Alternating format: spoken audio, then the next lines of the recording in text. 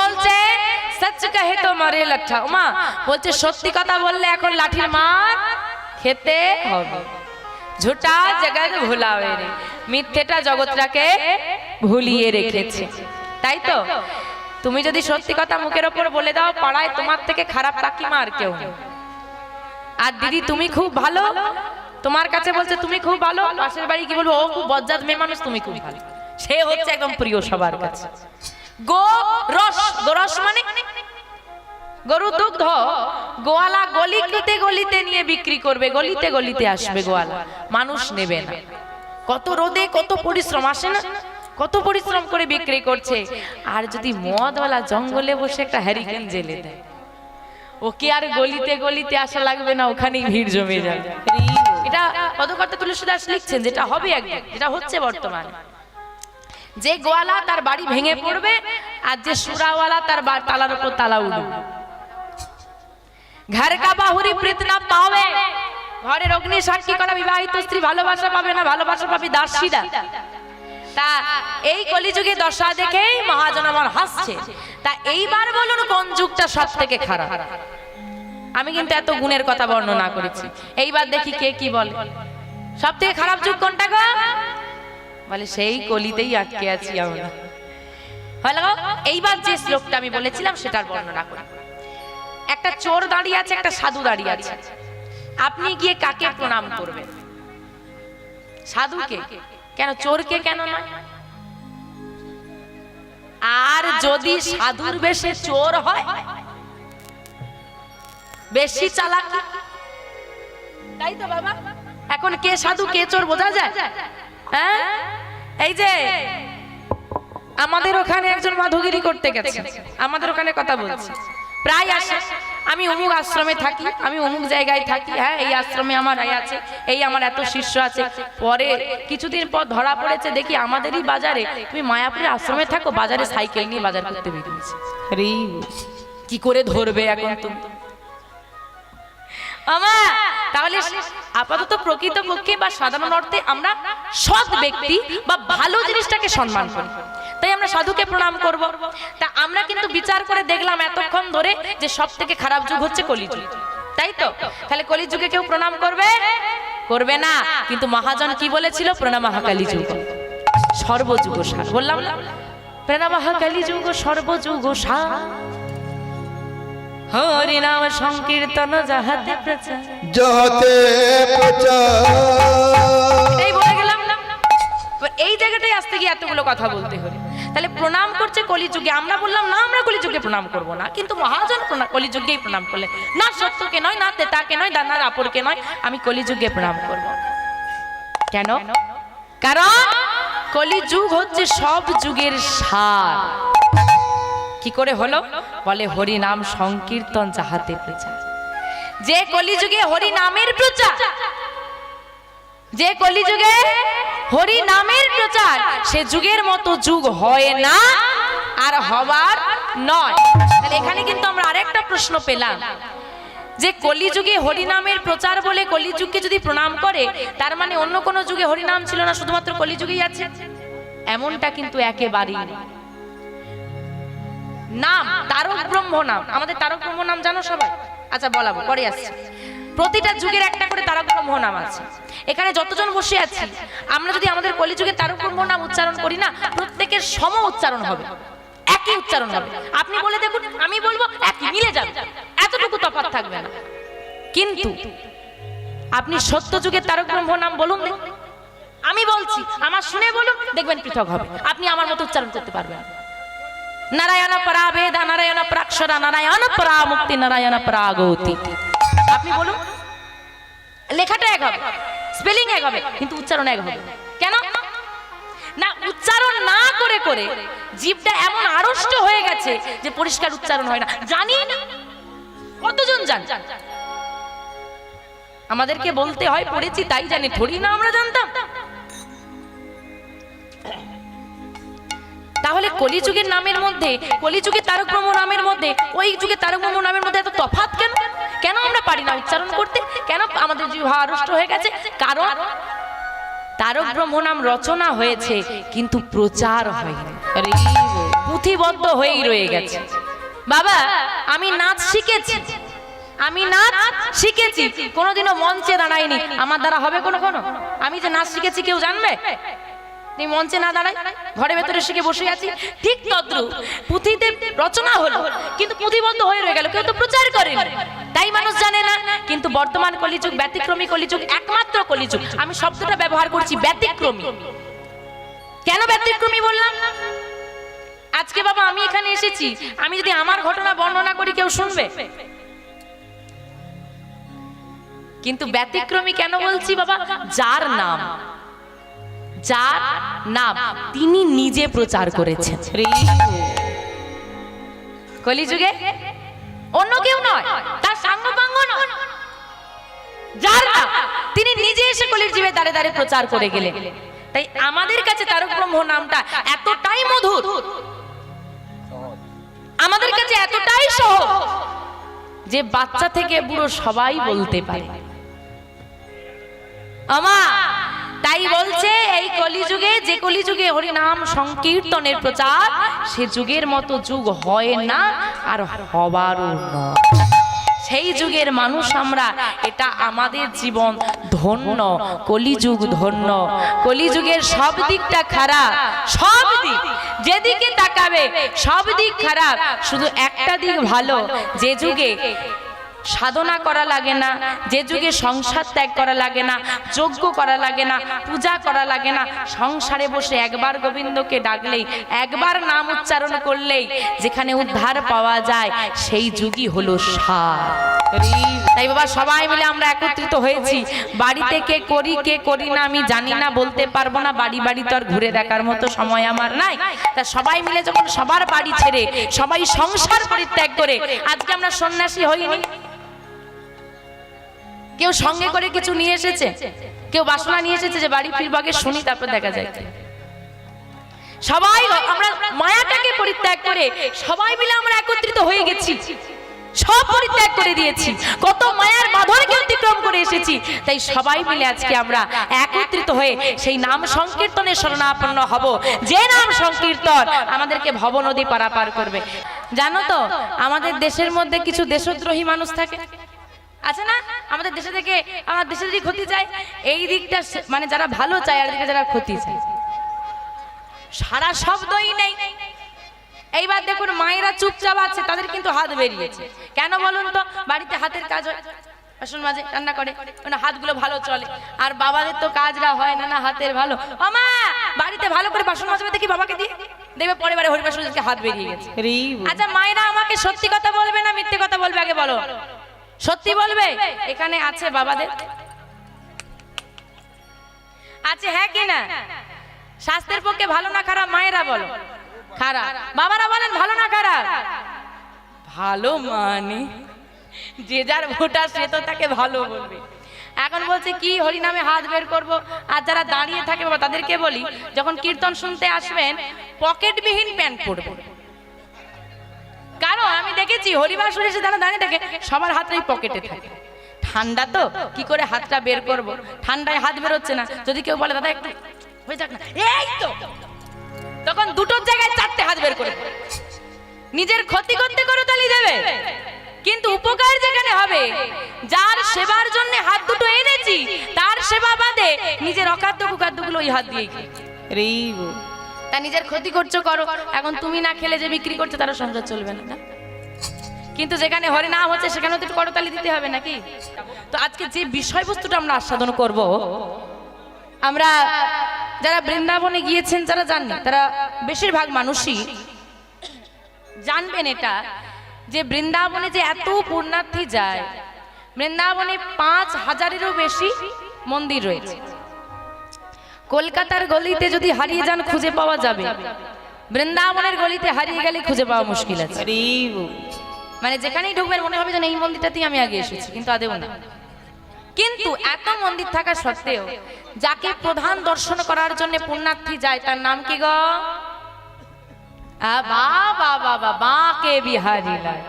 বৃন্দাবনে গিয়ে যদি বাঁকে বিহারীকে দর্শন করতে না পারো, বৃন্দাবন যাওয়া বৃথা। কিন্তু দর্শন করাটা যে কি মুশকিলে, যারা গেছে তারাই জানে। আমরা গিয়েছিলাম, এই আশ্বিন মাসের কথা বলছি, কাকু গিয়েছিল, আমরা গিয়েছিলাম। তো মন্দির ভীষণ দূরে, রাস্তায় লাইন দিয়ে দাঁড়িয়ে আছি। হঠাৎ করে আমাদের সামনের একটা মেয়ে এমন ভিড়ে ঠেলাঠেলি করেছে, হাত দিয়ে মেরেছে, রক্তাক্ত অবস্থা। ওই রক্তাক্ত অবস্থায় মেয়েটাকে আর লাইন থেকে বের করে নিয়ে আসা যাচ্ছে না। ভয় পেয়ে আমরা সরে গিয়েছি, দর্শন হলো না। যেদিন বাড়ি ফিরে আসবো সেই দিন এত জ্বর আমার, কিছুতেই যেতে পারছি না, কি করব, মনও খারাপ লাগছে। বা এত দূর এলাম, বাঁকে বিহারীকে দর্শন করব না, যা হয় হবে। গিয়ে দেখলাম এখান থেকে আপনারা যেখান অবধি শেষ পর্যন্ত বসে আছেন, এইটুকু মন্দিরের ব্যবধান, এইটুকু মন্দিরের ব্যবধান। আপনাদের যে ঢালাই রাস্তা আছে না, এর থেকে সরু রাস্তা, অত বড় মন্দিরে এর থেকে সরু রাস্তা, দুদিকে দোকান, এইটুকু জায়গার মধ্যে প্রায় 1000 লোক দাঁড়িয়ে আছে। মানে নিজের পাটা মাটিতে ছিল না, লোকের ঘাড়ের উপর দাঁড়িয়েছিলাম। এখনো ভাবি কোন রকম মন্দিরের দরজাটা খুলেছে, আধ ঘন্টা দাঁড়িয়ে থাকার পর আমাকে আর হেঁটে যেতে হয়, যা ঠেলে নিয়ে চলে গেছে, তাতেই দর্শন। এই বাঁকে বিহারীকে দর্শন করতে গিয়ে যখন থেকে মন্দির খোলে, যখন থেকে মন্দির বন্ধ হয়, সব সময় এরকম মানুষ, কোনো বিশেষ দিন নেই, কোনো বিশেষ সময় নেই, সব সময়। এবং কেন যায়, কেন মানুষ এত পুণ্যার্থী বাঁকে বিহারীকে দর্শন করতে যায় এত মন্দির থাকতে? জেনে রাখুন, আমি জানি না আপনাদের এখানে কোনো কৃষ্ণ মন্দির আছে কিনা, তবে এটাও শুনে থাকবেন যে এরকম বহু জায়গায় আছে। রাধা মাধব মন্দির আছে, একাধিক জায়গায় আছে, দুটো জায়গায় মন্দির থাকতেই পারে। মদন মোহন মন্দির, গৌর গোপাল মন্দির, এখন ইস্কন মন্দির হচ্ছে বিভিন্ন জায়গায়। বাঁকে বিহারীর মন্দির কিন্তু পৃথিবীতে কোথাও নেই, বৃন্দাবন বিহনে। যে কোনো মন্দিরে যাবেন, আরে এই যে বিগ্রহটা দর্শন করছি, এই বিগ্রহের মতো অন্য একটা মন্দিরে দেখেছিলাম না, একই রকম দেখতে, সাদৃশ্য দেখতে হয়। বাঁকে বিহারীর মতো দেখতে কোথাও কোনো বিগ্রহ নেই, একটাই আছে। কেন? কারণ তিনি স্বয়ং ফুটে উঠেছেন। আমরা বিগ্রহ তৈরি করা হয়, কিন্তু বাঁকে বিহারী স্বয়ং জীবন্ত, আজও জীবন্ত। বাঁকে বিহারীর মধ্যে না আজও প্রাণ আছে। আমি যেমন কথা বলছি, বাঁকে বিহারী ঠিক আমাদের মতো কথাও বলতে পারে। এই কারণে আজও পর্যন্ত বাঁকে বিহারীর পলক দর্শন হয়। কিরকম দর্শন? একটা পর্দা যাবে চলে আসবে, যাবে চলে আসবে, অত ভিড়, অত ঠেলাঠেলি। যদি কেউ দেখতে গিয়ে ওই পর্দা চলে যায়, ব্যাস হয়ে গেল তার দেখা, ভিড়ের বের করে নিয়ে চলে যাবে, দেখা হবে। কারণ এখনো যদি কোনো ভক্ত ভক্তি ভরে তার দিকে তাকিয়ে দুটো নয়নের বাড়ি ফেলে দেয় না, ওই বাঁকে বিহারী মন্দির ছেড়ে তার সঙ্গে চলে যেতে পারে, এই ক্ষমতা আছে। কিন্তু বলে রাখি, তার নাম বাঁকে বিহারী নয়, তার নাম হচ্ছে মাধব, বৃন্দাবন চন্দ্র, মাধব চন্দ্র।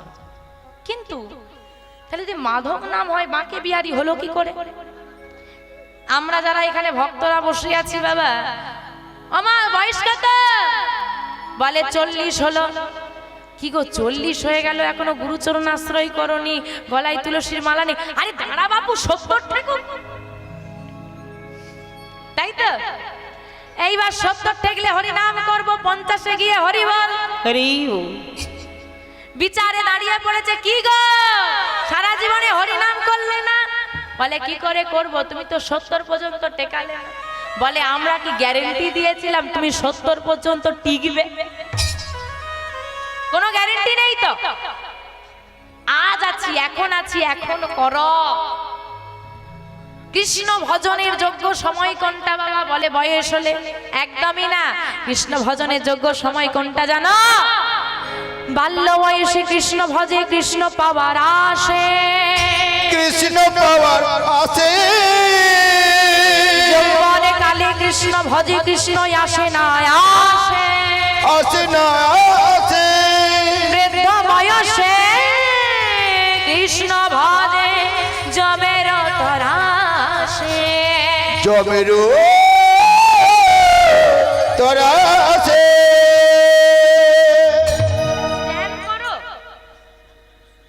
আমা বলছে বাল্য বয়সে কৃষ্ণ ভজে, কৃষ্ণ পাওয়ার আসে, একটা 3 বছর 4 বছর কি 5 বছরের বাচ্চাকে মেলায় অনেক ছোট ছোট গোপাল পাওয়া যায়, পুতুল পাওয়া যায়, কিনে নিয়ে এসে রেখে দাও, পাশে রেখে দাও, কয়েক হাজার টাকার বান্ডিল, সে কোনটা নেবে? হ্যাঁ, কোনটা বেশি নেবে মা? গোপালটা নেবে। কিন্তু আমাদেরকে যদি দেয় আমরা টাকাটা নেব, কারণ মায়া ঢুকে গেছে। তাই মায়া ঢুকে যাওয়ার আগে কৃষ্ণ ভজন করতে হবে। তাই আজকে যার কথা আস্বাদন করব, যার বয়স 5 বছর, নাম বিহারী লাল। এই বিহারী লালের নাম অনুসারে ওই বঙ্ক বিহারী হয়েছে। কিন্তু আমরা জানবো ভক্তের নাম কি করে ভগবানের নাম হতে পারে। আমরা বলি বুড়ো হলে হরি নাম করব। 5 বছর বয়সে গোবিন্দ নিজের করে নিল, নিজের সঙ্গে নিয়ে নিল যেই ভক্তকে, সেই ভক্ত কিভাবে ভালোবেসেছিল, কিভাবে ওই বৃন্দাবনের মাধব থেকে বঙ্ক বিহারী আজ আমরা পেলাম, সে বিষয়বস্তু আজকে আমরা আস্বাদন করব। আজকে আমাদের আস্বাদনের বিষয়বস্তু ভক্ত বিহারী লাল। কলি ঘোর তিমির, কলি ঘোর তিমির কথা হচ্ছে অন্ধকার। এই কলিযুগের হচ্ছে যে ঘোর অন্ধকার, মায়ার অন্ধকার, সেই মায়ার অন্ধকারে নিমজ্জিত হয়ে আমরা ভুলে গেছি কে আমি, কোথা থেকে এসেছি, কি আমার আসল পরিচয়, কি আমার আপন, কি আমার পর। তাই আমাদের এমন অজ্ঞানতার অবস্থা দেখে গোরা আসিল জগজনে। চিন্তা করে দেখো, ভগবান স্বয়ং এসেছিল আমাদেরকে উদ্ধার করাবার জন্য। আজকে ভাবতে অদ্ভুত লাগে বাবা, এই যে আপনারা ধৈর্য ধরে বসে আছেন এত কষ্ট করে, যার কথা কানে একটু শুনবেন বলে এত খরচ বহন করেছে কমিটির দাদারা, শুধু যার কথা একটু আপনাদেরকে শোনাবে বলে, যার কথা শোনাবে বলে। দুর্ভাগ্য, যখন তিনি স্বয়ং বর্তমান ছিলেন কেউ তার মর্যাদা দেয়। কেউ অপমান করেছে, কেউ মেরেছে। জানেন পুরীর মন্দিরে যখন আমার গৌরহরি গিয়েছিল, কত মেরেছিল তারা, পুরীর পান্ডারা। তবুও কিন্তু সে অভিমান করেনি, তাদেরকে উদ্ধার করেছে। জগাই মাগাই নিতাই চাঁদকে আঘাত করেছে, তবুও বলেছে কৃষ্ণ বল। এমন করে যদি নামের প্রচার না করতো, সবাই মিলে একত্রিত হয়ে বসে আছি, এটা আমাদের হতো না। আজ থেকে হিসেব করে নিন, যদি কারো প্রয়োজন মনে হয়, সবার হাতে স্মার্টফোন। আজ থেকে 537 বছর পূর্বে 1407 শকাব্দে 23 ফাল্গুন 1486 খ্রিস্টাব্দে দোল পূর্ণিমা তিথিতে সচি মায়ের কোল আলো করে এই ভারতবর্ষের মাটিতে, পশ্চিম বাংলার মাটিতে, নদিয়া জেলার নবদ্বীপ ধামে নিম বৃক্ষের তলায় সচি মায়ের কোল আলো করে এলো আমার গৌরহরি। নিম বৃক্ষের তলায় আবির্ভাব হলো বলে অদ্বৈত আচার্যের স্ত্রী নাম রাখলো নিমা। ওই নিতাই আর গৌর, মানে নিমাই হচ্ছে আপনার গৌরহরি, আর তার দাদা হচ্ছে নিতাই। এই নিতাই গৌর দুই ভাই মিলে কলির জীবের দ্বারে দ্বারে এসে হাতে ধরে পায়ে ধরে নামের প্রচার করলো। বললো হে কলির জীব, শুধু নাম করো, তাতেই উদ্ধার। আমার আজকে যদি আমরা এত সুন্দর নাম আস্বাদন করতে পারি, আমার নিতাই গৌরের কৃপা ছাড়া আর কিছু নয়। তাই বলছে কি জানো, নিতাই গৌর ছাড়া এই জগতে আর কিছু নেই। তাই আজকে সবাই মিলে যখন একত্রিত হয়েছি, আমার নিতাই গৌরকেও এখানে আসতে হবে, কারণ ভক্ত যেখানে ভগবান সেখানে। মাটি যদি ভালো হয়, ফসল তবেই ভালো হয়। মাটি যদি বিষাক্ত হয়ে যায়, ফসল কিন্তু কখনোই ভালো হবে না, সে যতই আপনি ভালো বীজ দেন না কেন। তদ্রূপ সন্তানকে যদি ভালো হতে হয়, মাটিটা আগে উর্বর হওয়া লাগে, তাই তো? কোন মাটি? মাটি, মাটি। আমার গর্ভে ধারিণী মাটি যদি ভালো হয়, সকল সন্তান ভালো হবে। আপনি বলবেন মাটি ভালো হওয়ার সঙ্গে বীজও ভালো হওয়া দরকার আছে কি, তাই তো বাবা? বীজ মানে পিতা। একটা কথা মনে রাখবেন বাবা, হিরণ্যকশিপু কিন্তু অসুর। হিরণ্যকশিপু অসুর, হ্যাঁ। মাতা কয়াধু দেবী ভক্তিমতী ছিলেন বলে আমরা ভক্ত প্রহ্লাদকে পেয়েছি। তা আগে জানতে হবে, যে ছেলেটা 5 বছর বয়সে কৃপা পেয়ে গেল, ভগবানের হয়ে গেল, তার মাটিটা কেমন ছিল? মায়াবতী যখন ছোট, মায়ের নাম মায়াবতী, পিতার নাম দ্বিজ ঘোষ। মায়াবতীর মা মায়াবতীকে নিয়ে এসে বোঝাচ্ছে মেয়েকে, ছোট্ট মেয়ে তো, দেখ মা আমি তোর মা, ইনি তোমার পিতা। ওই দেখ ঘরে একজন বসে আছে। কে বসে আছে গো? আমাদের সবার ঘরে বসে আছে কে? আমার গৌর গোবিন্দ, রাধা মাধব। তো ছোট্ট একটা রাধা মাধবের বিগ্রহ ছিল ওই মায়াবতীর ঘরে, নিত্য সেবা দেওয়া হতো। তাকে দেখিয়ে মায়াবতীর মা বলছে, আমি তোর মা, ইনি তোমার পিতা, আর উনি হচ্ছেন তোমার বন্ধু। বন্ধু? হ্যাঁ, জানিস অনেক বন্ধু আছে তো পৃথিবীতে, আমাদের সবারই বন্ধু আছে না? সুখের সময় কত বন্ধু, দুঃখের সময় খুঁজে দেখো পাশে কজন থাকে। কিন্তু ও এমন এক বন্ধু, যদি তোর হাতটা একবার ধরে নেয় না, জীবনে কোনো দিন ছাড়ে না। আর ওই হচ্ছে এমন এক বন্ধু যে নিঃস্বার্থে সাহায্য করে, যে তোর বিচারও করে দেবে। তোর প্রতি যদি কোনো অন্যায় হয়, তোর প্রতি যদি কোনো অন্যায় হয়, তোকে তার প্রতিবাদ করতে হবে না। ওই মাধবকে জানাবি তোর বন্ধুকে, সেই তোর বিচার করে দেবে। মামা, যখন আমাদেরকে কেউ অপমান করে, আমরা সঙ্গে সঙ্গে তার উত্তর দিতে যাই না? কি দরকার? তুমি আমার সঙ্গে অন্যায় করেছো, তাকে জানাবো, হে গোবিন্দ আমি সহ্য করে নিলাম, তুমি করো না। কারণ আমি যদি তোমাকে জবাবটা দিই, তুমি একদিন মনে রাখবে, এক সপ্তাহ মনে রাখবে, এক মাস মনে রাখবে। আর ওই অপমানের জবাব যদি সে তোমাকে দেয় না, একটা পুরো জনম তোমাকে মনে রাখতে হবে। এটাই কারণ আমাদের জবাবটা খুব হালকা হয়, আর সে যখন জবাব দেয় খুব কড়া ভাবে দেয়। মায়াবতী এমন বাবা বন্ধুত্ব হয়ে গেল না, যদি খেলা করতে করতে মায়াবতীকে কেউ ঠেলেও ফেলে দেয়, খেলতে খেলতে বাচ্চারা মারপিট করে না, মায়াবতী আগে ছুটে ছুটে ঘর আসে, তাদেরকে কিছু বলবে না, এসে রাধা মাধবকে জড়িয়ে ধরে বলবে, দেখো চলো চলো, ও আমাকে ঠেলে ফেলে দিয়েছে, তুমি চলো বকে দেবে। চলো, ভগবানের সঙ্গে সম্পর্ক, ভগবানের সঙ্গে বন্ধুত্ব, এটাই আমাদের নেই। আজকে মায়াবতী সারা গায়ে ধুলো মেখে বেলা গড়িয়ে গেছে, ঘরে ফিরেছে। বাচ্চা মেয়ে তো খেলাধুলো করে ফিরেছে, এইবার দেখবেন খিদে পেলে মাকে ডাকে, মাকে ডাকছে, মা ও মা, দেখছে পিতা আর মাতা পাশাপাশি শুয়ে আছে। রাধে রাধে, কথাগুলো একটু কম বাবা, একটু অনুভব করে দেখে যে কারো জীবনে যদি, আমাদের সবার জীবনে কিন্তু এরকম একটা দুটো ঘটনা ঘটে থাকে, সবার জীবনে। তো মায়াবতীর জীবনে ঘটলো, কিভাবে ঘটলো একটু দেখুন, যে পরিস্থিতিটা কিরকম। পিতা মাতা পাশাপাশি শুয়ে আছে, মায়ের কাছে গিয়ে মায়াবতী জাগাচ্ছে, ও মা, মা গো, ও মা, মা গো, খুব খিদে পেয়েছে, একটু খেতে দেবে মা, ও মা। সাড়া নেই। পাশে বাবা শুয়ে আছে, তার কাছে গিয়ে বলছে, বাবা বাবা দেখো দেখো, মা সকালবেলায় আমায় খেলতে যেতে বারণ করেছিল, মায়ের কথা না শুনে আমি চলে গিয়েছি বলে আমার মা অভিমানে আমার সঙ্গে কথা বলছে। ও বাবা, তুমি বলে দাও তো মাকে, একটু বলে দাও না, আমার বড় খিদে পেয়েছে, আমায় যেন একটু খেতে দেয়, বলে দাও না। ও বাবা, বাবারও কোনো সাড়া নেই। বাবা, তুমি আমার প্রতি অভিমান করে থাকবে, তুমি আমার সঙ্গে কথা না বলে থাকবে বাবা। ও মা, মা, মা গো, আমি তোমাকে বলছি, আমি আর এমন করে কোনোদিন তোমার কথা না শুনে চলে যাব না। আমি এমন করে আর কোনোদিন দুষ্টুমি করব না, একবার শুধু কথা তো বলো।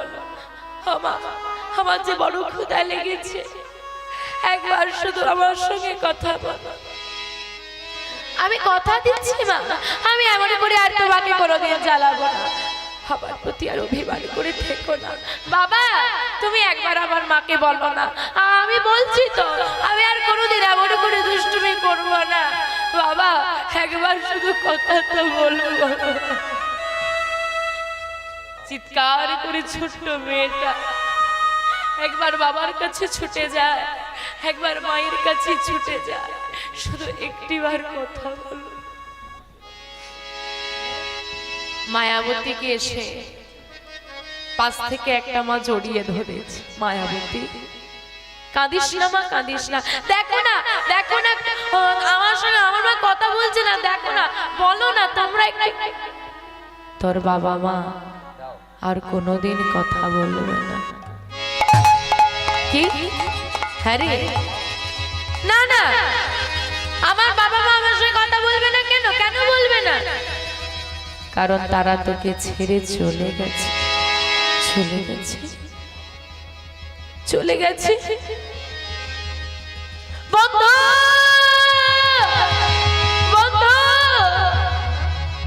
ছুটতে ঘরের মধ্যে এসে সেই রাধা মাধবকে বুকে জড়িয়ে ধরেছে। বন্ধু দেখবে চলো, দেখবে চলো। ঘরের বাইরে আমার পিতা মাতা দুজনেই ঘুমোচ্ছে, অবশ্যই কথা বলছে না। সবাই বলছে তারা নাকি আর কোনোদিন কথা বলবে না, তারা নাকি আমাকে ছেড়ে চলে গেছে গো। বন্ধু, আমার তো বাবা মা ছাড়া কেউ নেই। বলো তুমি আর বাবা মা ছাড়া আমার কে আছে? আমার বাবা মা তো আমাকে ছেড়ে চলেই গেল। শক্ত করে বুকের মাঝখানে জড়িয়ে ধরেছে মায়াবতী রাধা মাধবকে। ও বন্ধু, আমার বাবা মা তো আমাকে ছেড়ে চলেই গেল। বলো না, বলো তুমি আমাকে ছেড়ে কোনোদিন চলে যাবে না তো? ওই হে কি পামো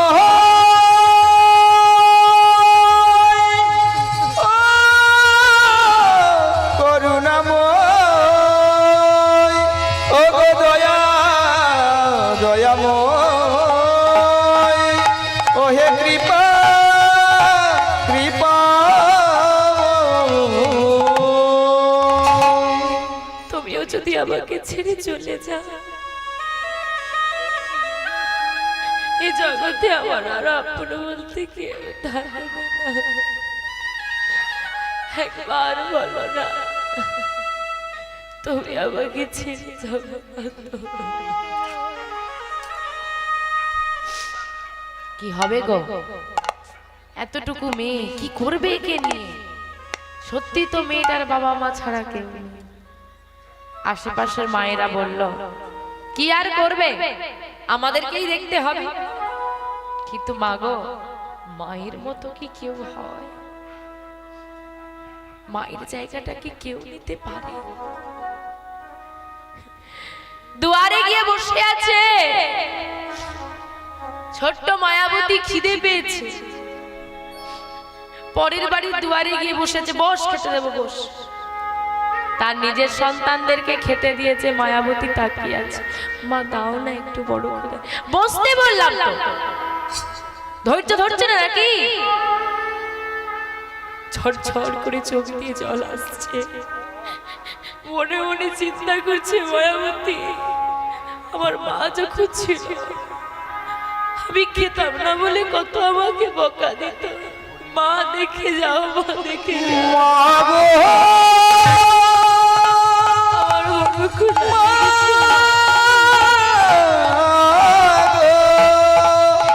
আমার গর্ভধারী মাগো, মাগো মাগো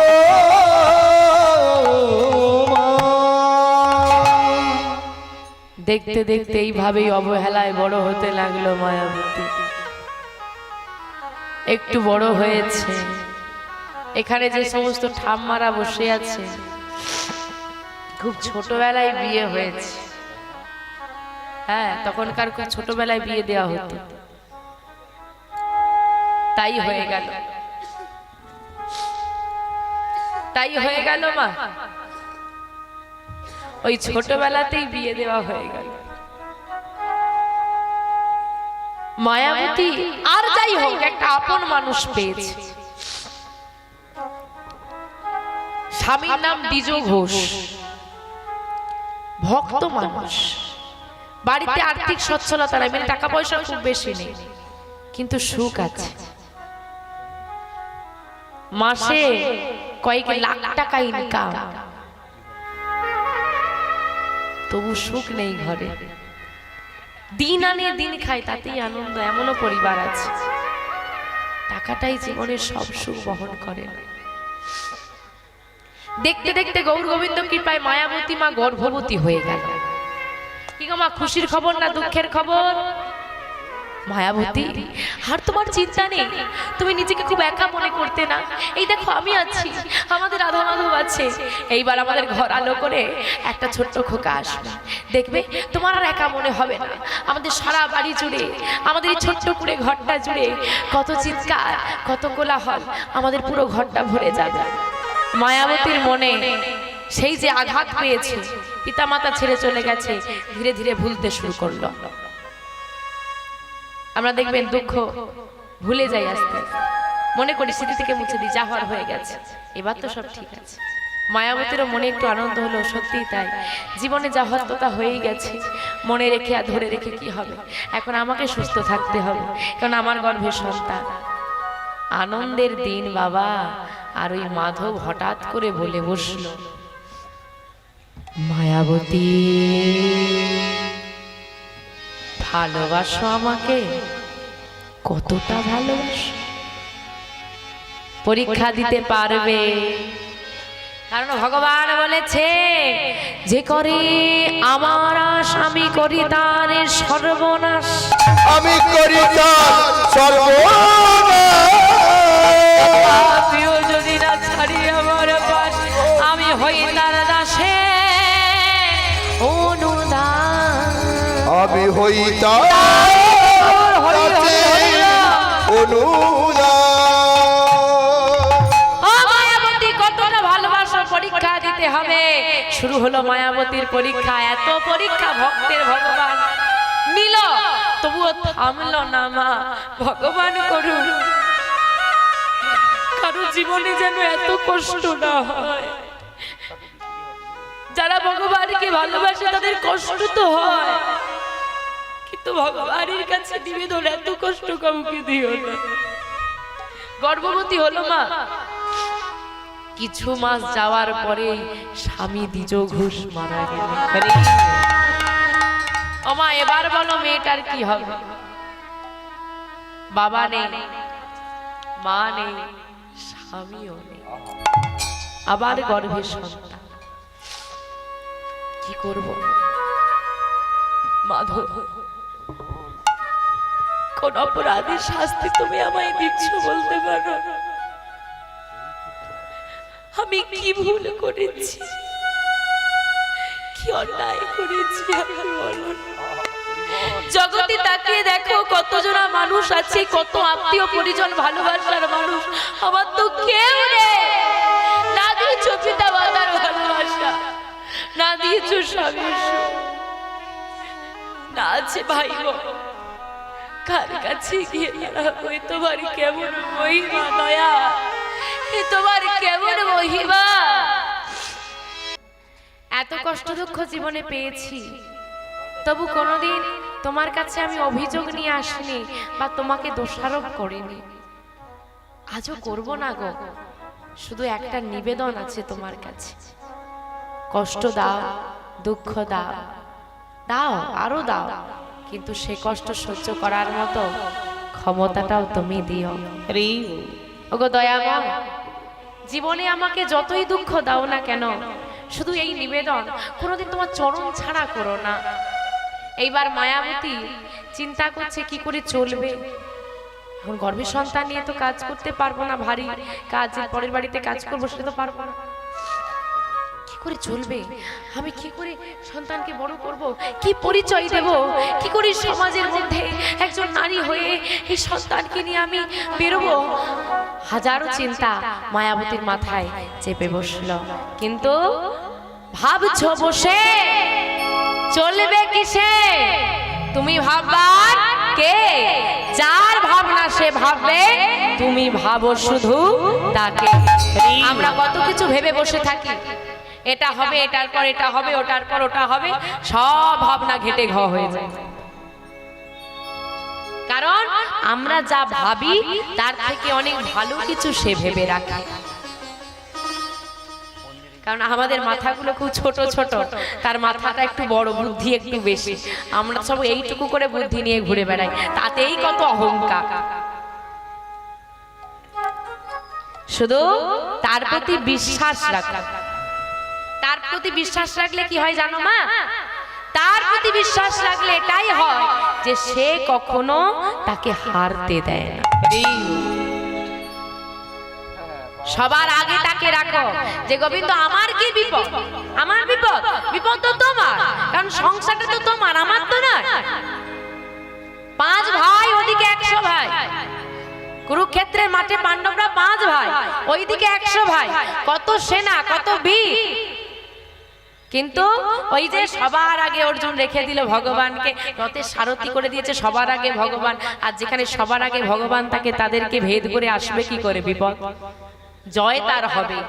তাই যদি কেউ ভগবানকে আগে রাখতে পারে না, তার প্রতি বিশ্বাস রাখতে পারে না, তার জয় নিশ্চিত। হ্যাঁ, কষ্ট হবে, আমি বলবো না যে কষ্ট হবে না, প্রথমেই জয়ী হয়ে যাবে। কষ্ট হবে, দুঃখ হবে, যন্ত্রণা হবে, অনেক বাধা আসবে। এ জগতে যে কালী ভক্ত, যে শাক্ত, শাক্ত মানে ওই শক্তির ভক্ত আর কি, যে শৈব শিবের ভক্ত, তাদের কিন্তু পার আছে বাবা। যে গোবিন্দকে ভালোবাসবে না তাকে কষ্ট পেতেই হবে। কেন? আচ্ছা বাবা, ও মা, ধরো এইখানে হরিবাসরে তুমি নাম শুনতে এসেছো, তোমার সামনে একটা বাচ্চা এসে বসেছে, ছটপট করেই যাচ্ছে, দুষ্টুমি করছে, তুমি কিছুতেই তাকে থামাতে পারছো না, তোমার বিরক্ত লাগছে, তুমি কি করবে? এই চুপ করে বস। খুব বেশি হলে পকেট থেকে বাবা বের করে একটা চকলেট দিয়ে বলবে এটা খা, চুপ করে বস, তাই তো? ওই জায়গায় যদি তোমার নিজের সন্তান থাকে কি করবে? পরের ছেলে, তাকে তুমি চকলেট দিয়ে ভোলাচ্ছ, আর নিজের ছেলে হলে একটা চড় মেরে শুইয়ে দে। কেন? সে আমার নিজের, যাকে নিজের ভাবা যায় তাকেই শাসন করা যায়, যাকে ভালোবাসা যায় তাকেই শাসন করা যায়। কারণ আমি জানি সে আমার নিজের, তাকে আমি যতই শাসন করি সে আমাকে ছেড়ে যাবে না। ভগবান তাকেই পরীক্ষা করে যাকে ভালোবাসে, যাকে নিজের ভাবে। তুমি যদি আমাকে ভালোবাসো, আমি তোমাকে একটু পরীক্ষা করে দেখব, কারণ তুমি আমার নিজের। আমি জানি আমি তোমাকে কষ্ট দিলেও তুমি আমাকে ছাড়বে না, আমি তোমাকে কষ্ট দেব কিন্তু আমি আবার ভালোবাসবো। মা বকে, মা মারে, কিন্তু আবার মাই কোলের কাছে টেনে নিয়ে ঘুম পাড়িয়ে দেয়। ঠিক সেই রকম তিনি হলেন বিশ্বপিতা, তিনি শাসন করবেন, সঠিক পথ দেখাবেন, তিনি ভালোবাসবেন, তিনি রক্ষা করবেন। মায়াবতী মায়ের তাহলে কাজ কি? ওই মাধবের কাছে বসে বসে করতালি দিচ্ছে আর নাম গাইছে, আর কৃষ্ণ নামে পুষ্ট হয়ে গেল গর্ভে থাকা কে? সন্তানটা। তাই তো আমি কি বললাম, কি হয়ে গেল? আর তোমরা শুনে নিলে, মেনে নিলে। পুষ্টি কিসে হয়? খেলে হয় না শুনলে হয়? খেলে হয়।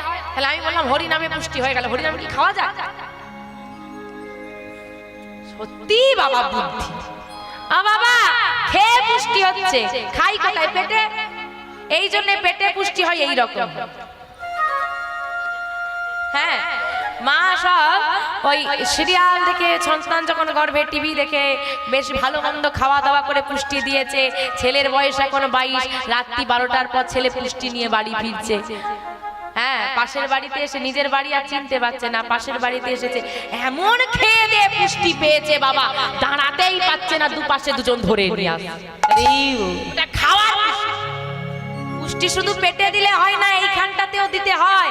আজকে তুমি রোগা আছো, কালকে খেলে মোটা হতে পারো, কিন্তু এইখানটা যদি তোমার পুষ্টি না পায় না, তুই ছোটবেলা থেকে গর্ভ থেকে পুষ্টি দিতে না পারো, বড় হয়ে গিয়ে আর কিন্তু তুমি পুষ্টি দিতে পারো। এটা সময় ভিত্তিক। এইখানে পুষ্টি দেওয়াটা হচ্ছে সময় ভিত্তিক, কারণ হৃদয়টা অনেকেরই, হৃদয়টা কতজনের পরিষ্কার বাবা? বাইরেটা তো সবার পরিষ্কার, বাইরে তো সবার পুষ্টি আছে, ভেতরটাই নেই, পেটে আছে, হৃদয়ে নেই। কিন্তু মাগো, আজকে যে সন্তান গর্ভে বসে আছে সে হরি নামের পুষ্টি পেয়ে গেল। দেখতে দেখতে দেখতে দেখতে আশেপাশের মানুষের সহযোগিতায় মাতৃগর্ভে বেড়ে উঠছে বিহারী। দেখতে দেখতে আজকে 10 মাস 10 দিন পূরণ হয়েছে। আজ এই না পূরণ হয়েছে, কি হলো গো? আজ শুভ দিনে, শুভক্ষণে আমার এত বড় ভক্তের আবির্ভাব হচ্ছে, একটু উলুধ্বনি হবে না? হ্যাঁ, আজ শুভ দিনে শুভক্ষণে জনম লভিল, শুভ দিনে শুভক্ষণে জনম লভিল, শুভ দিনে শুভক্ষণে জন্ম লইল, আজ শুভ দিনে শুভক্ষণে জনম লভিল,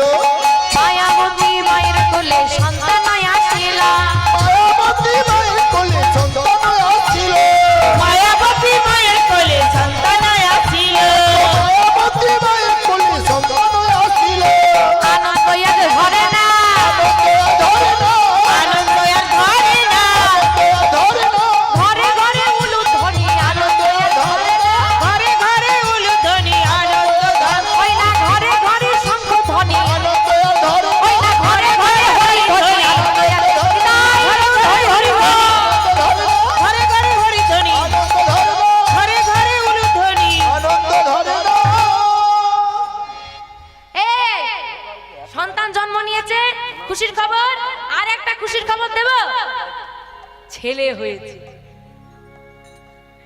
কি খুশির খবর না? এবার কি দেবে? রসগোল্লা দেবে না রাজভোগ দেবে? কারণ ছেলে হলে একটু বেশি আনন্দ হয়। কি গো মা, ছেলে চাই না মেয়ে চাই গো? ছেলে চাই। বাপ রে, কি ডিমান্ড এখনো, ছেলেই চাই। আর মেয়ে চাই? বাহ, বাবারা বলেছে ছেলে হলে দুটো মিষ্টি আর মেয়ে হলে একটা। বাবা সঞ্চয় করছে, দিতে হবে না এক সময়। এখন থেকে মিষ্টির ভাগ তুমি সঞ্চয় করেছে। ছেলে দরকার না? আচ্ছা, অনুমতি নি, তারপর বলবো ছেলেই কেন দরকার। বর্তমান সমাজে যদি আমি দেখতে চাই, একটা ছেলের থেকে একটা মেয়ে কিন্তু অনেক এগিয়ে, অনেক এগিয়ে না? তবুও ছেলের ডিমান্ড বেশি কেন বলুন তো? মানে বুদ্ধ বয়সে দুবেলা দুমুঠো খেতে দেবে, তাই তো? এই কারণেই তো। ভুল ধারণা। কি বলবো, ছেলে কেন দরকার না বলবো না, থাকবে? বলবো, দেরি হয়ে যাবে যে ওদিকে। হ্যাঁ, তারপরে মাঠ ফাঁকা, আমি একা থাকবো, আমার কাকুরা থাকবে, বাকি সব ঘরে গিয়ে ঘুমিয়ে পড়বে। বলবো, মন দিয়ে শুনতেই হবে। একটু একটু খটমট আছে। যে যতই পুণ্য সঞ্চয় করুক না কেন সারা জীবনে, আমি অনেক দান ধ্যান করেছি, আমি অনেক দান ধ্যান করেছি, আমি অনেক পুণ্য সঞ্চয় করেছি, কিন্তু তবু আমাকে নরকগামী হতে হবে যদি আমার সন্তান ছেলে না হয়। কোন নরক? পুদ নামক নরক। মৃত্যুর পর আমাদের আত্মা পুদ নামক নরকে গিয়ে উপস্থিত হয়। আমাদের মৃত্যুর পর একটা পিণ্ডদানের রীতি আছে। যদি সন্তান ছেলে হয়, সে যদি পিণ্ড দান করে, তবে ওই পুত নামক নরক হতে আমরা উদ্ধার পাই। এই পুত নামক নরক হতে পিণ্ড দানের মাধ্যমে উদ্ধার করে বলেই ছেলের নাম আমরা বলি পুত্র। এই পুত থেকে পুত্র শব্দটা এসেছে। বেঁচে থাকতে খেতে পাবে এই আশায় ছেলে নয়, মরে গেলে খেতে দেবে এই আশায় ছেলে। হয়ে গেল। এবার আপনি বলবেন, মেয়ে থাকলে কি পিণ্ডদান করতে পারবে না? কারণ যাদের ছেলে নেই কি হবে? কন্যাই তো দেবে। কিন্তু বাবা, যদি আপনার কন্যা কুমারী হয়, বিবাহ না হয়, সেক্ষেত্রে যদি আপনার কন্যা পিণ্ডদান করে, পুত্র সমান কাজ হবে। বিবাহ হয়ে গেলে আর হবে না। কেন হবে না? সেও তো আমার সন্তান।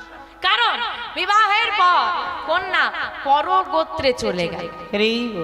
গোত্রটা কি?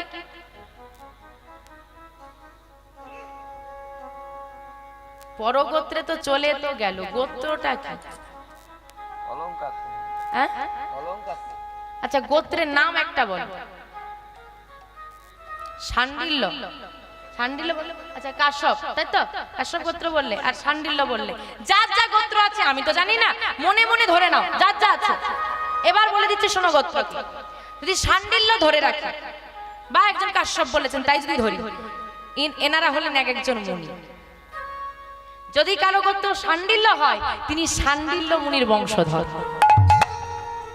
যদি কারো গোত্র কশ্যপ হয়, তিনি কশ্যপ মুনির বংশধর। মনে রাখবেন, কশ্যপ মুনিকেই কন্যামুনি বলা হয়। এইবার যদি কন্যার বিবাহ হয়, ধরুন কশ্যপ গোত্রের তিনি ছিলেন, সেই মুনির হয়ে গেছে, ছিলেন বংশধর, তার বিবাহ হয়ে গেছে, শাণ্ডিল্য গোত্রে চলে এসেছে। তার মানে কি হলো? অন্য বংশধর হয়ে গেল। তাহলে তুমি ওই বংশের হয়ে আমার বংশে পিণ্ডদান করলে কি আমার ফল হবে? এই কারণেই মানুষ পুত্র চায়। আর যদি ভাবো যে বেঁচে থাকতে দুবেলা দুমুঠো খেতে দেবে, ভুলেও ভেবে। এখন মেয়ে থাকলে তবু শ্বশুর বাড়িতে নিয়ে গিয়ে বাম্মাকে রেখে দেখবে, আর ছেলে যদি সুন্দরী বউ আনে, সর্বনাশ হয়ে যাবে। ছেলে চাই, ছেলে চাই, ছেলে চাই। এখন সব থেকে হাসি লাগে কি জানেন বাবা? এখানে তো দাদুদের বিয়ে হয়েছে। ও দাদু, তোমার বিয়ের গল্পটা একটু বলি শোনো। দাদু মেয়ে দেখতে গেছে, এই বিয়ে ঠিক হয়ে গেছে। দাদুর বাবা বলছে সাইকেল লাগবে, পাঞ্জাবি সোনার বোতাম করে দিতে হবে, ঘড়ি কিন্তু দিতেই হবে। ওরে বাবা, কি ডিমান্ড! এখন আবার সেই ছেলের মায়েরাই কি বলছে জানো? ও দিদি মেয়ে আছে বিয়ে দেবে। আরে এখন গয়নাগাটি করা হয়নি, আমার কিছু নেই, কি দেবো? কিচ্ছু লাগবে না, শুধু মেয়েটাকে দাও। আরে বয়স হয়নি, আরে দরকার নেই লোকজন ডাকার, চুপি চুপি পাঠিয়ে দে। তবুও বাবা মেয়ে পায় না। আরে বেটা থাকলে তার জন্য একটা বেটিও লাগবে না? বেটা চাইতে চাইতে এমন হয়ে গেছে আর বেটি পাওয়া যায় না, বোঝো ঠেলায় না। যেখানেই যাই বলে মা গো তোমরা তো অনেক জায়গায় ঘোরো, একটু দেখো। শোনো, যার বুকের উপর দাঁড়িয়ে আছো ধরিত্রী মা একজন নারী, যার গর্ভে 10 মাস 10 দিন ছিলে সে একজন নারী, যে মৃত্যুর সঙ্গে লড়াই করেছে বলে তুমি পৃথিবীর আলো দেখতে পেয়েছো সে একজন নারী, যার স্তনদুগ্ধ পান করে তুমি বড় হয়েছো সে একজন নারী, যার জন্য তুমি বাবা হতে পারছো সে একজন নারী, যার থেকে ঘটা করে বছরে ফোঁটা নাও সে একজন নারী। তোমার সন্তান নারী হলে দোষ? মনে রাখবে, যে ঘরে নারীর অবমাননা হয়, যে ঘরে লক্ষ্মী অবহেলিত হয়, সেখানে মা লক্ষ্মী বসবাস করে না। দুর্গা পুজোয় চাঁদা দিয়েছি 10,000 টাকা, আর ঘরে আমার গর্ভধারিণী জীবন্ত দুর্গা দুবেলা দুমুঠো রুটির জন্য ভাতের জন্য কাঁদছে। ওই দুর্গা পূজা করে তোমার কিছু হবে? মায়াবতী ছেলে হয়েছে। এই মায়াবতী, তোর আর কোনো চিন্তা নেই। কেন? তোর ছেলে হয়েছে না, তোর সব দুঃখ এবার চলে যাবে। আমা, সন্তান জন্ম দিতে গিয়ে সব থেকে বেশি কষ্ট কে সহ্য করে? মা। সব থেকে বেশি আনন্দ কে পায়? সব থেকে বেশি আনন্দ কে পায় গো?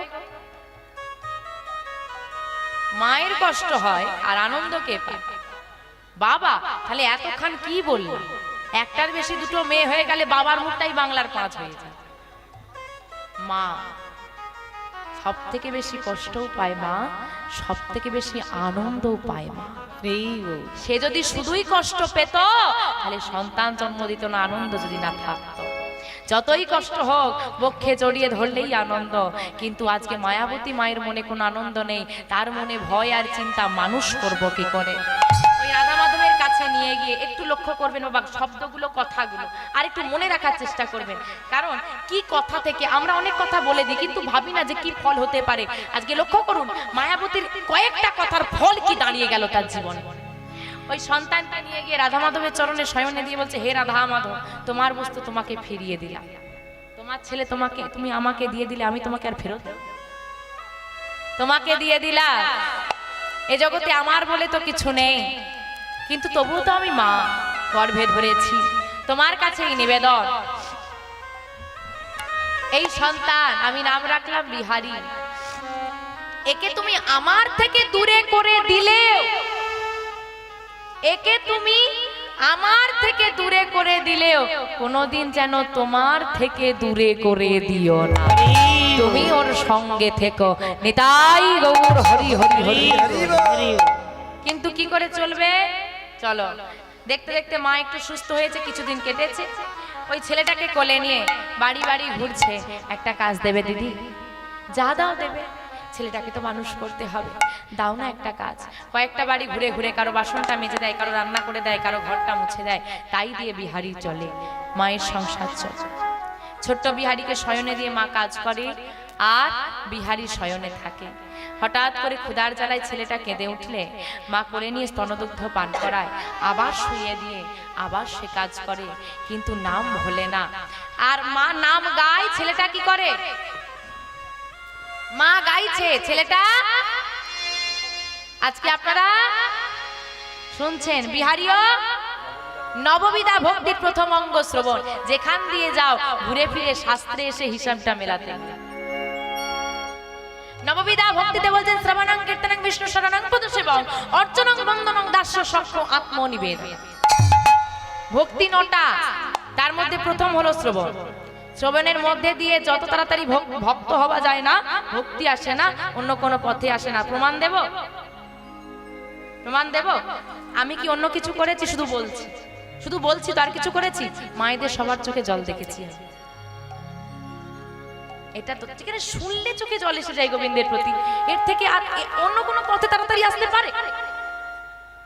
আপনি পূজা করুন দেখি গোবিন্দকে, বাড়ি থেকে চন্দন তুলসী দিন তো পাই, আপনার চোখে জল আসে? আপনি শুনছেন, গোবিন্দকে দর্শন নয়, শুধু তার কথা শুনেই চোখে জলের থেকে বেশি কিছু লাগে। ওই বিহারী শ্রবণ করছে আর মা সর্বদা গাইছে। কি গাইছে জানো? প্রেমানন্দে মেতে হরি বলা, হরি নামের বন্যা জেলা। প্রেমানন্দে মেতে হরি বলা, হরি নামের বন্যা যে এলো। প্রেমানন্দে মেতে হরি বলা, হরি নামের বন্যা যে এলো। প্রেমানন্দে মেতে হরি বলা, হরি নামের বন্যা যে এলো। বন্যারে যাই বলি হারি, ও তার তরঙ্গ ভারী। যাই বলি হরি,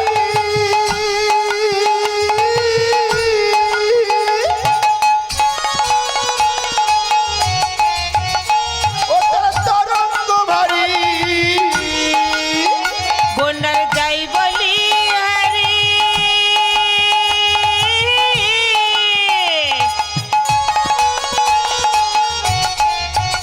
ও তার তরঙ্গ ভারী।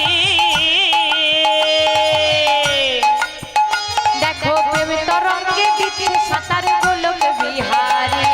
প্রেম তরঙ্গে দিচ্ছে সাঁতার গোলক বিহারী। আবার প্রেম তরঙ্গে দিচ্ছে সাঁতার গোলক বিহারী। দেখো প্রেম তরঙ্গে দিচ্ছে সাঁতার গোলক বিহারী। বন্যার যাই বলি হারি, ও তার তরঙ্গ ভারী। আমার বন্যা দেখেছো? তরঙ্গ মানে ঢেউ। বলছে বন্যা হয়েছে আর তার ঢেউটা এত ভারী যে সবাইকে ডুবিয়ে নিয়ে যাচ্ছে। শুধু মানুষ যে ডুবেছে এমনটা নয়, সেই তরঙ্গে সাঁতার দিচ্ছে কে? গোলক বিহারী। ভগবানও সেই হরি নামের বন্যায় ডুবেছে। কে বলো তো? কৃষ্ণ। তাহলে এই গৌহরি, বাহ, সার অংশ ধরে ফেলেছে। গৌহরি ভগবান হয়ে হরি নামে ডুব দিয়েছে। এখন গোলক বিহারী যখন নেমে পড়েছে আর একজন থাকতে পারছে না, সে বলছে আমিও নামবো। সে কে? গৌরাজ। এই সে কি বলছে জানো? বলছে ভাই কেন একা নামবে, আমিও নামবো। গোলক বিহারী যখন নেমে পড়েছে তার সঙ্গে কে এলো? দেখো সঙ্গে, ও তার সঙ্গে, দেখো সঙ্গে প্রভু নিত্যানন্দ মাথার সাঁতার দিল। ওছে সঙ্গে, দেখো সঙ্গে প্রভু নিত্যানন্দ মাতার সাঁতার দিল। সঙ্গে, ও তার সঙ্গে প্রভু নিত্যানন্দ পাথরে সাঁতার দিল। সঙ্গে প্রভু নিত্যানন্দ মাথার সাঁতার দিল। সঙ্গে প্রভু নিত্যানন্দ মাতার সাঁতার দিল। হরি নামের বন্যা যে এলো, প্রেমানন্দে মেতে হরি বলো, হরি নামের বন্যা যে এলো। প্রেমানন্দে মেতে হরি বলা, হরি নামের বন্যা যে এলো। এমন বন্যা দেখি না, ও সব শুকনাতে তলা। এমন বন্যা দেখি না,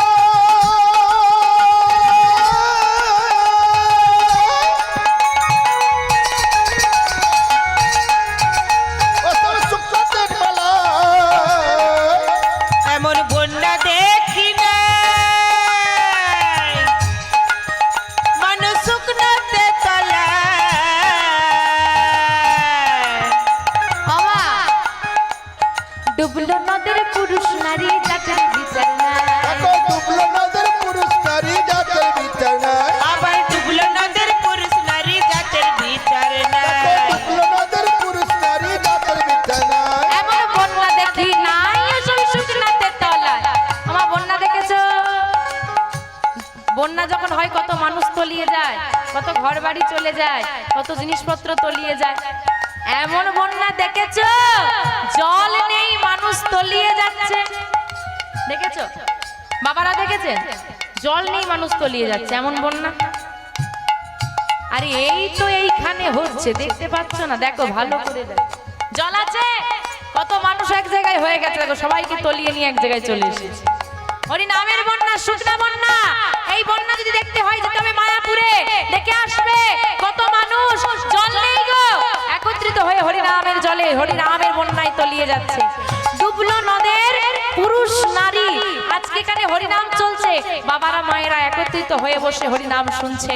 এই হরিনামে কোনো লিঙ্গ ভেদ নেই, নারীও ডুববে পুরুষও ডুববে। ডুবলো নদের পুরুষ নারী, জাতির বিচার নাই। তুমি মুসলিম তুমি হরি বলতে পারবে না, তুমি খ্রিস্টান তুমি হরি বলতে পারবে না। দেখেছো মায়াপুরে যত বিদেশিরা আছে না, দেখেছো বিদেশিদের সবাই খ্রিস্টান। দেখো চাঁদ গাজীকে মুসলিম, আমার গৌর হরি যদি হরি নামে জাত ধর্ম বিচার করতো, চাঁদ গাজী উদ্ধার কোনোদিন হতো না। তাই এই হরি নামে না আছে জাতি ভেদ, না আছে লিঙ্গ ভেদ। এই হরি নামে জাতি ভেদাভেদ নেই। তুমি মুচি তুমিও হরি নাম করবে, তুমি সুচি তুমি শূদ্র তুমিও হরি নাম করবে, তুমি মুসলিম তুমিও হরি নাম করবে, তুমি খ্রিস্টান তুমিও হরি হরি বলতে পারবে, তুমি বুদ্ধ তুমিও এ সমান ধর্মে। তাই দেখতে হবে জাত ধর্মের বিচার নাই। তার প্রমাণ ঠাকুর হরিদাস, হরিদাস ঠাকুর হরিদাস কাজীর ছেলে সেও বুঝি ডুবে গেল। ঠাকুর হরিদাস, ঠাকুর হরিদাস কাজের ছেলে সে বুঝি ডুবে গেল। হরিদাস ঠাকুর হরিদাস কাজীর ছেলে সেও বুঝি ডুবে গেল। হরি নামের বন্যা জেগে এলো, প্রেমানন্দে মেতে হরি বলো, তাই বন্যা হরি জেগে হরি এলো।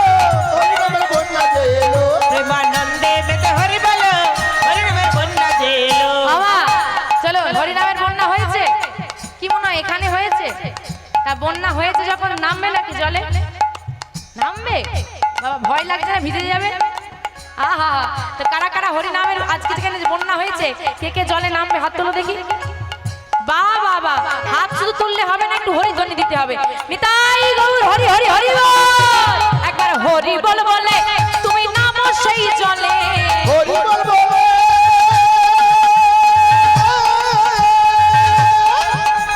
নিতাই গৌর হরি হরি বল। তোমরা নামো সেই জলে। একবার হরি বলে বলে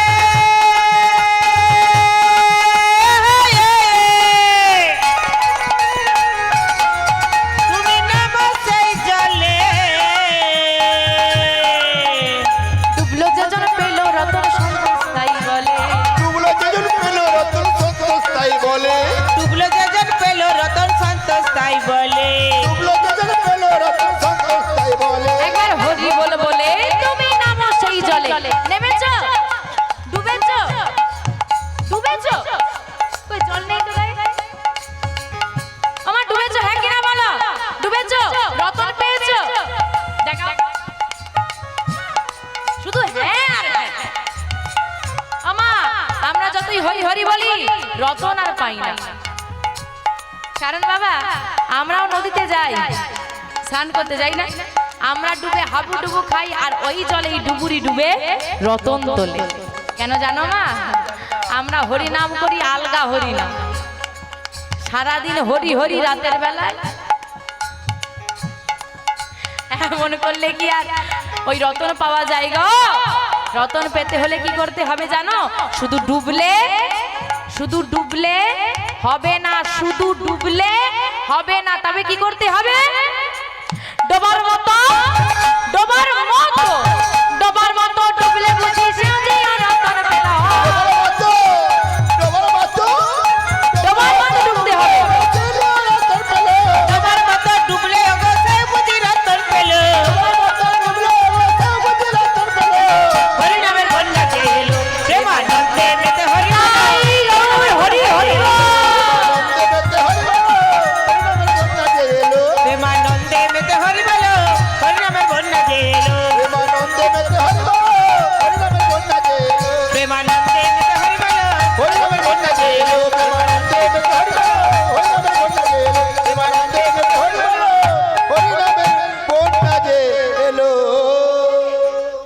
ছেড়ে দি। এতখানি গল্প ক্লিয়ার? আমা দেখতে দেখতে ভক্তির জগতে বড় হচ্ছে বিহারি। বিহারীর বয়স হয়েছে 5 বছর। আমা সন্তান যদি বড় হয় অভাব বাড়বে না কমবে গো? খরচা বাড়বে না কমবে? বাবারা বলেন সংসারে যখন ছেলে মেয়ে বড় হয় খরচা বাড়ে না কমে? বাড়ে। আয়টা কি মায়াবতীর বেড়েছে?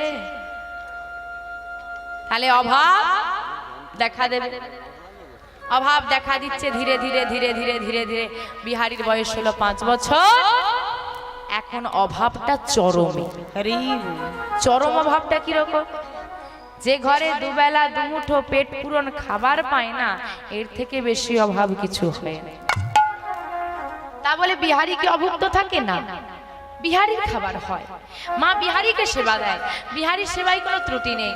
কিন্তু মা ধীরে ধীরে শুকনো হয়ে যাচ্ছে।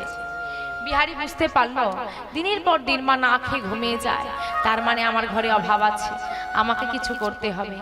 আমার ঘরে অভাব আছে, আমাকে কিছু করতে হবে। 5 বছরের ছেলেটা বুঝলো যেটা আমাদের ঘরের 25 বছরের ছেলেও বোঝে না। বলে এখনো নাকি আমার ঘুরে বেড়ানোর বয়স। ছেলে হয়েছে MA পাস, চাকরির ইন্টারভিউ দিচ্ছে, চাকরি আর পাচ্ছে না। খোকা, চাকরি তো পাচ্ছিস না, ইন্টারভিউ দিচ্ছিস, এদিক এদিক ঘুরে বেরিয়ে কি হবে? চল না আমার সঙ্গে ব্যবসায় একটু বসবি, কি চল না জমিতে একটু যদি সাহায্য করিস। আমি MA পাস, আমি নামবো কাদা। হরি তুমি যাও। এই তো বিহারী কি করেছে বাবা? ছোট্ট বুদ্ধি, ছোট্ট মাথা। ছেলেটা একটা বড় বাড়ি দেখেছে, দেখে সেই বাড়িটার কাছে গিয়ে দাঁড়িয়েছে। দাঁড়িয়ে চিৎকার করে ডাকছে, বাবু, ও বাবু, বাড়িতে কেউ আছো নাকি? বাবু, কে? ও বাবু, একটু বাইরে আসবে? বাইরে বেরিয়ে এলেন বাড়ির মালিক। কে তুই? কি চাই তো? ও বাবু, আমার নাম বিহারী লাল। কি চাই? কেন এসেছিস? ও বাবু, তোমার ঘরে আমায় একটা কাজ দেবে? আচ্ছা বাবা, তোমার ঘরে যদি 5 বছরের ছেলে এসে বলে আমাকে কাজ দাও, তুমি দেবে? গ্রামের বড় বড় মানুষ আমার সামনে দাঁড়িয়ে কথা বলতে ভয় পায়, আর এতটুকু ছেলে তোর এত সাহস, তুই আমার সঙ্গে মস্করা করছিস? হ্যাঁ? ভয় পেয়ে গেল বিহারী, করজোরে বলছে, ও বাবু, আমি মজা করছি না, বিশ্বাস করো, আমি মজা করছি না গো। ও বাবু, আমি মজা করছি না, সত্যি আমার একটা কাজের খুব দরকার, দাও না, দাও না একটা কাজ। আবার আই, যা খেলা করবি, যা যা। ও এসেছে এখানে মজা করতে আমার সঙ্গে, যা। তাড়িয়ে দিচ্ছে। আর ছেলেটা কি করেছে জানো? তাড়াতাড়ি করে ওই বাবুর চরণ দুটো জড়িয়ে ধরে। যেই না জড়িয়ে ধরেছে, বাবু বলছে, এই ছাড়, ছাড় না, যতক্ষণ না তুমি আমাকে কাজ দেবে আমি তোমার চরণ দুটো ছাড়বো না। ছাড় বলছি, ছাড় না, ছাড়বো না। কি বাবা, একটা গোলযোগ সৃষ্টি হয়েছে।